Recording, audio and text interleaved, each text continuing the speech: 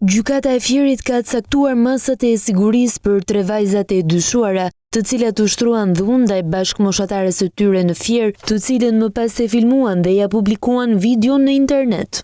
Me kërkesë të prokurorisë, togat e zeza vendosën masën arrest me burg për shtetasen L.L, arrest në shtëpi për të miturën K.G, ndërsa për të miturën M.R u vendos masa shtrimi përkohshëm në një institucion psikiatrik. Sipas prokurorisë, të treja dyshohen për kryerjen në bashkëpunim të veprës penale heqja e palishme e lirisë. Hetimet kanë zbuluar se dhunimi i 17 vjeçares nuk është e vetmja çështje penale ku dyshohet se janë përfshirë 3 adoleshentet. Sipas informacioneve të mbledhura nga policia e Fierit, ato dyshohet se kishin ngritur një skemë shantazhi, përmes së cilës joshnin burra duke u lënë takime në hotele. Sipas të dhënave, pasi viktimat mbërrinin në dhomën e hotelit, aty paraqitej një person tjetër që i fotografonte, ndërsa më pas këto pamje përdoreshin për t'i shantazhuar. Në këtë skemë dyshohet se ka rënë edhe një punonjës policie, babai 2 fëmijëve i cili ishte kontaktuar nga 15 vjeçarja. Ajo kishte tentuar ta bindte të takohej në hotel, por efektivi kishte pranuar vetëm një takim në një lokal.